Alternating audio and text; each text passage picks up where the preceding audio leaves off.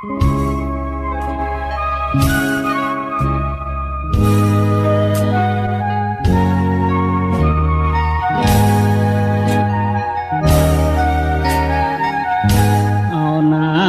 ំលី